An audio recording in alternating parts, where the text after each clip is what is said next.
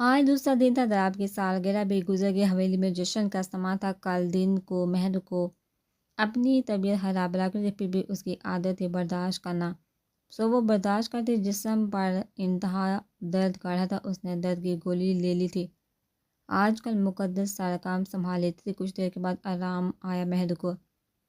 داور شیری کے پاس تھا، اس لیے وہ کمرے میں اکیلی تھی۔ دروازے پر ناک کر کے مقدس اندر آ گئی۔ بابی یہ لیں، آپ کے لیے سوپ بنا کر لائی ہوں، آپ سے کھانا جو کھایا نہیں جا رہا تھا۔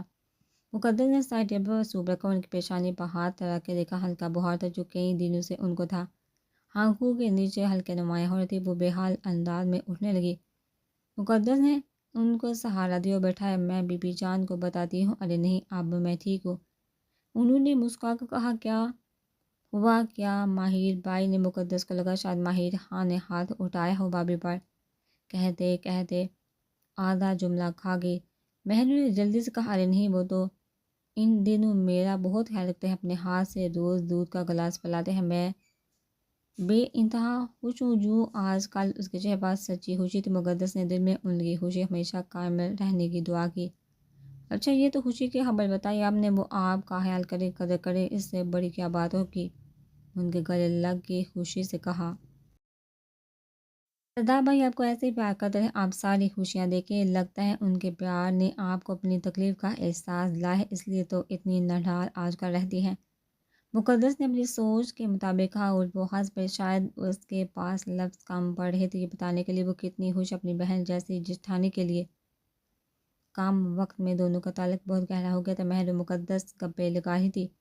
مہر سوپ پینے کے بعد ہلکا پھلکا محسوس کر رہی تھی۔ شام کا وقت تھا، دونوں فارغ تھے۔ علیزہ بی بی جان کے پاس سوئی تھی، داور تو شیری کے پاس تھا، تو بے فکر ہو کر دونوں بیٹھی تھی۔ اسی وقت دروازہ کھلا اور دونوں کے متوجہ دروازے کی طرف گئی۔ سحرش آپا کو دیکھا دونوں حیران ہو گئی۔ وہ شادی کے بعد پہلی دفعہ رہنے آئی تھی کل ہی، کیونکہ ان دنوں وہ امید سے ان کا 5واں مہینہ چل رہا تھا۔ وہ دونوں بابیوں کو بات کرنے کے قابل نہ سمجھ تھی، اس لیے دونوں بابیاں سلام دعا اور حال احوال پوچھتی، اس سے زیادہ اسے بات نہ کرتی تھی، کیونکہ ان دونوں کے کہیں کون تھی بات سحرش کو بری لگے تو ایک قیامت گھر میں برپا ہو جائے۔ اس ذات سے دونوں نہیں بولتی، پر ان کی ہاتھ مدارت میں دونوں ذرا کمی نہ کرتی۔ کبھی بی بی جان کے کہنے کی نوبت نہ آتی۔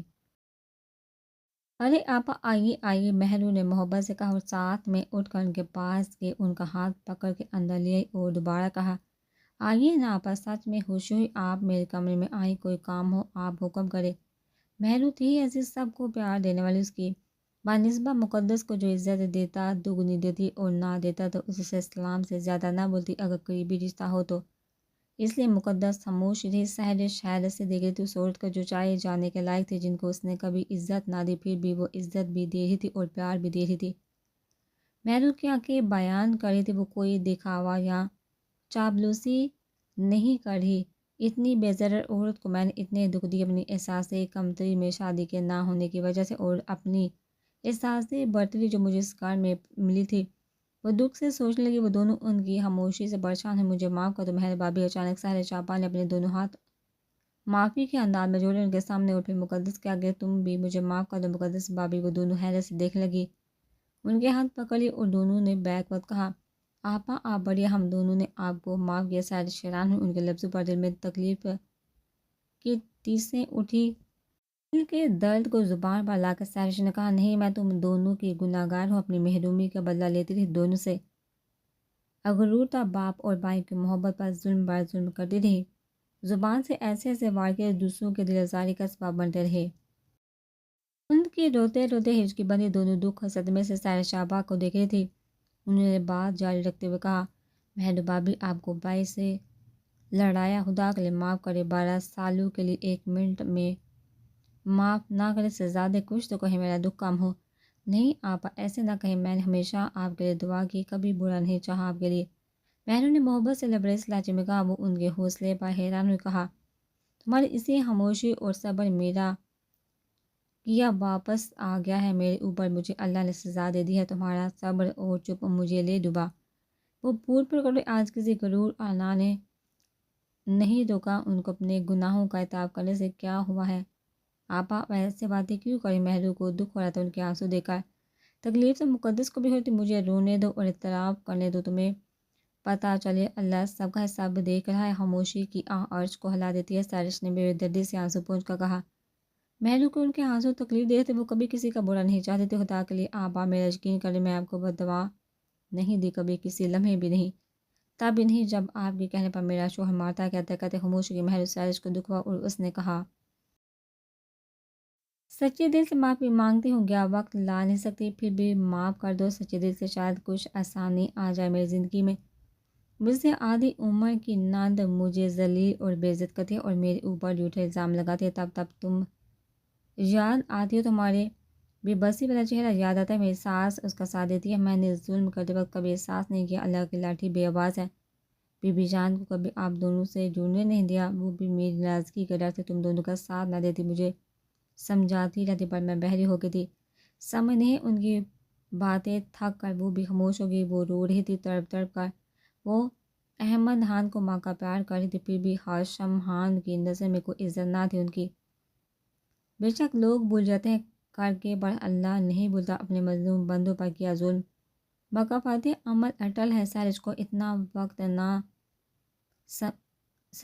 اتنے وقت نے سمجھا دیا، اللہ تب تک معاف نہیں کرتا جب تک اس کا بندہ معاف نہ کرے اور نہ روئے، میں نے آپ کو دل سے معاف کر دیا اور آپ کے حق میں دعا کروں گی سارے حالات بہتر ہو جائیں، آپ کی ساری سسرال آپ کو محبت اور عزت دے، آمین۔ یہ باتیں مہرو نے سچے دل سے کہی، اس کی آنکھیں ہر قسم کی ریاکاری سے پاک تھی، آمین۔ تینوں نے کہا بیک وقت، اور تم بھی مقدس معاف کر دو۔ اب انہوں نے ہاتھ جوڑنے چاہے مقدس کے آگے، پر اس نے جلدی سے ہاتھ پکڑ لی اور کہا، میں نے بھی آپ کو معاف کیا۔ وہ پہلے محلو کی گلے لگی، پھر مقدس کے سارے قدورت ان کے بیچ ختم ہوگی۔ اسی وقت محلو نے کہا، آئندہ یہ باتیں آپ نہیں دہرائیں گی، جو ہوا سو ہوا، بھول جائیے۔ وہ مسکرائی اور کہا، ٹھیک ہے۔ وہ باتیں کرنے لگی، مقدس چائے بنانے کا کہہ کر چلی گئی، سارے چاپا مزے سے ان سے باتیں کرنے لگے، واقعی معافی مانگنے سے دلی سکون نصیب ہوتا ہے، اپنے دل میں اتنے سکون سے ان کا احساس ہوا، دل کا بوجھ بھی ہلکا ہو گیا۔ وہ سوچ رہی تھی، پھر کچھ دیر میں چائے لے کر آئی مقدس، ساتھ بی بی جان بھی آ گئی، اس طرح چاروں نے ساتھ چائے پی اور باتیں بھی چلتی رہیں۔ بی بی جان نے کہا، دیکھو سائرس، اصلی بیٹیاں تو بہو ہوتی ہیں جن سے رونق آتی ہے، دیکھ لو میری دونوں بہو میں کتنی اچھی ہیں۔ بی بی جان کے لہجے میں آج سچی خوشی تھی، ان کی بیٹی اپنی بابیوں سے پیار سے بات کر رہی ہے، اور کچھ دیر پہلے ان کے سمجھانے پر اور ان کے ہمت لانے پر وہ ہمت کر کے آئی اور دونوں سے معافی مانگ لی، اسی طرح وہ اپنے دکھوں سے نجات حاصل کر سکتی ہے۔ بالکل صحیح کہا آپ نے بی بی جان، آج سہرش نے دل سے کہا۔ اسی ایک جملے سہرش کو بے چین رکھا، اگر ماں جو اپنی بہو گھر کی رونق بنا لیا تو اس کی جگہ کیا رہ جائے گی، اس لیے وہ ظالم بن گئی تاکہ بابیاں اس کے مقابل نہ آ جائیں، اسی لیے دبائے رکھنا چاہا سائرس نے اپنی غلطی سوچ کر صحیح سمجھ اپنی بابیوں پر بیجا روب کرنا اور ان کے اعتماد مجروح کرنا اپنا فرض بنا لیا۔ جب وہ اپنے سسرال گئی تو وہ یہی سب اس کے ساتھ ہوا، اور سب سے بڑا دھچکا تب لگا جب اتنی چھوٹی نند اس پر الزام لگاتی، اس کا شوہر یا ساس اسے بے عزت کرتے تو اس کی تکلیف عجیب ہونے لگ جاتی، وہ چاہ کر بھی اپنی بے گناہی ثابت نہ کر پاتی اور خود کا دفاع نہ کر پاتی، وہ اپنی صفائی میں کچھ کہنا چاہتی تو لفظ گم ہو جاتے، اس کی زبان لڑکھڑانے لگتی، تب اسے اپنا ہر ایک گناہ یاد آنے لگا، اسے اس وقت پر آج اسے اپنی بی بی جان کے بار بار یقین کہ گھر کے اصل رونق بہو ہے، اب سائرس اپنے گھر کی رونق بننا چاہ رہی تھی، اسے یقین تھا معافی مانگنے کے بعد اس کے لیے حالات مشکل ہوں گے، پر اس میں اللہ کی مدد ہوگی اس کی آسانی کے لیے، کیونکہ اس نے اللہ کے بندے سے معافی مانگ لی ہے۔ بے شک جو اللہ سے سچے دل سے توبہ کرتے ہیں تو اللہ ان کی مدد کرتا ہے، ان کے لیے آسانیاں پیدا کرتا ہے، اپنے بندوں کے دلوں میں رحم ڈال دیتا ہے، ان کے لیے ان کو حوصلہ دیتا ہے۔ معافی مانگے تو بندہ اسے معاف کر دے، بے شک اللہ سب کی مرضی اور حکم سے ہوتا ہے۔ اگلے دن ہاشم خان لینے آنا تھا، سائرس اپنا سامان باندھے تھی، آپا میں کچھ مدد کر دوں، مہرو نے کہا۔ مہرو بھابھی تھوڑا سا ہے، میں کر لوں گی، بس آپ بیٹھیں مجھ سے باتیں کریں۔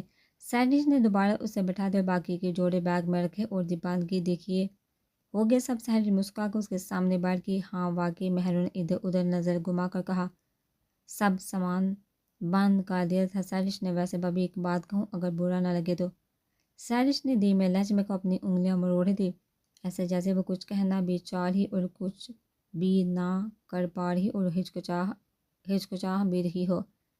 کیا بات ہے آپا، کھل کے کہیں، تم برا مت مانا، اپنی بہن شہر بانو پر نظر رکھا کرو، وہ تمہارے لیے آئی ہے پر سارا دن سوتی رہتی اور رات بھر حویلی میں ادھر ادھر چلتی ہے۔ پھر کچھ عجیب لگا مجھے سہرش نے شاعری کہنے کے بجائے شہر بانو اس کا اصل نام لے کر مہر بانو عرف مہر کو سمجھایا۔ اگر پہلے والی سہرش ہوتی تو کیا سے کیا بول رہی تھی، پر آج اس نے دبے لفظوں میں کہی بات آپا کھل کے کہیں۔ مہرو نے فکر مندی سے کہا۔ مہرو کو بھی حیرت ہوئی۔ نہیں، تم خود نظر کو، تمہاری کمواری بہن تمہارے لیے تمہارے ماں باپ بیٹے ہیں، تمہاری ذمہ داری ہے وہ۔ مہرو کو سوچ میں ڈال کر سہرش اٹھ گئی، کیونکہ شاید اس بارے میں وہ زیادہ کچھ کہہ کر اسے دکھی نہیں کرنا چاہتی تھی۔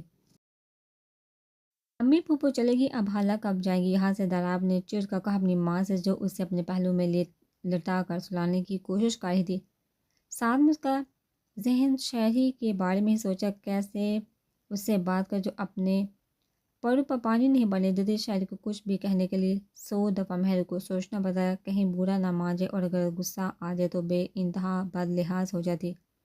وہ زور و شور سے لڑنا شروع کر دیتے، سامنے والا اپنی بات کہنا بھول جائے۔ پھر بھی مہر کو اپنی بہن پر بہت پیار تھا۔ اگر سہرش آبا کے دن میں کہیں بات مہر کے ذہن میں نہ ہوتی تو وہ کبھی نہ چونکتی، پر ان کی کہیں بات کی وجہ سے ہی اس وقت دلاب کے کہہ بار چونکہ اس کا مطلب کچھ دلاب نے بھی دیکھا جو وہ چھپا رہا ہے اپنی ماں سے۔ ایسا کیوں کہہ رہے ہو دلاب؟ مہرو نے اس کا رخ اپنی طرف کیا، کیونکہ اس کے پوچھنے پر وہ پہلو بدل رہا تھا۔ وہ ماں تھی، اپنی بیٹی کی پرورش سچائی کے اصول پر کی تھی۔ وہ کبھی اپنی ماں سے جھوٹ نہیں بولتا، ہمیشہ سچ بولتا۔ اگر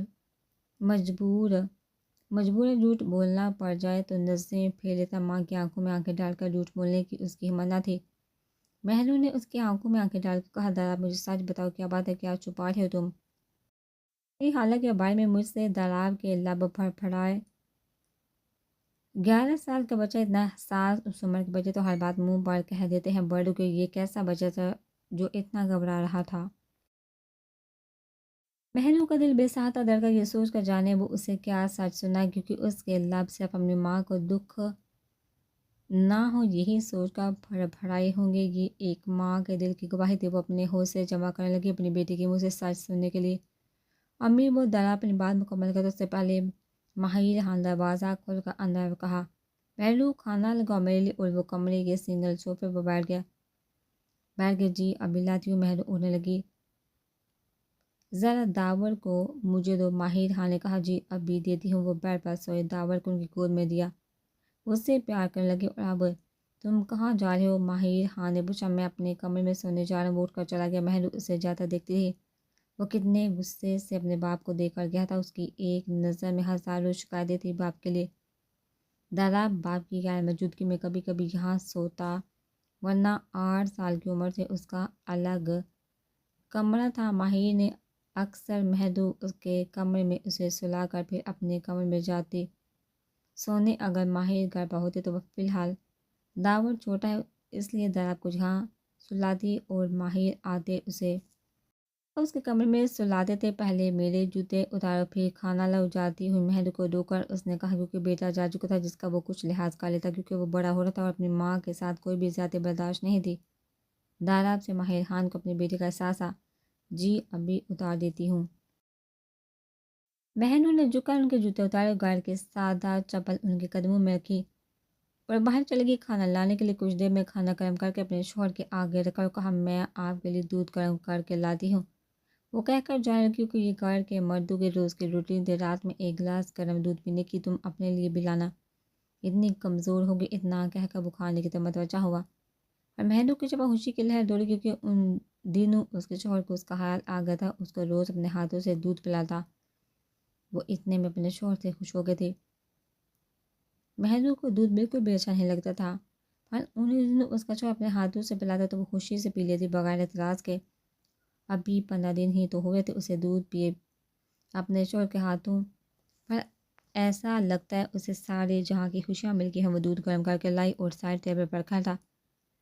داور اڑ گیا ماہر کے پیار کرنے کی وجہ سے، اس لیے اس کا ڈبے والا دودھ بنانے لگی فیڈر میں، اسے گود میں بٹھا کر فیڈر سے دودھ پلانے لگے۔ اس وقت اس کا پورا دھیان صرف اپنے بیٹی کی طرف تھا۔ کچھ دیر کے بعد ماہر نے مجھے نیند آ رہی ہے جانتا ہوں تم دودھ نہیں پیو گی خود، اس لیے چلو میرے ہاتھ سے پیو تاکہ میں سکون سے سو جاؤں۔ اس کے ہاتھ میں دودھ کا پیٹر تھا۔ ماہر اپنے ہاتھ میں پکڑا دودھ کا گلاس اس کے لب سے لگا اور محروم مسکرا کر پینے لگی۔ چلو جلدی ختم کرو جی۔ اور اس نے جلدی ختم کیا۔ کچھ دیر میں ماہر سو گیا اور کچھ دیر بعد داور کو سلا کر وہ بھی سو گئے۔ اتنا گہرا صدمہ لگا تھا اسے، کاش اس کی آنکھ نہ کھلتی، اپنے پہلو میں نہ پا کر اپنے شوہر کو اور وہ اسے دیکھنے کا سوچتی۔ کتنے کاش آئے اس کے ذہن میں، وہ دو انمول رشتے اس کی زندگی کے، دونوں نے اسے دھوکہ دیا۔ شوہر کا دھوکہ ہوتا تو شاید برداشت کر لیتی، پر اپنی سگی بہن کا دیا زخم اس کا دل چیر رہا تھا، روح کو نوچ اور گھسٹ رہا تھا۔ دل میں شدید ٹھیس اٹھی اپنی بہن کے کہے لفظوں سے، دل درد سے پھٹنے لگا تو اسے احساس ہوا ان لمحوں میں اپنے بیٹے طلاب کو دیکھنا چاہتی تھی۔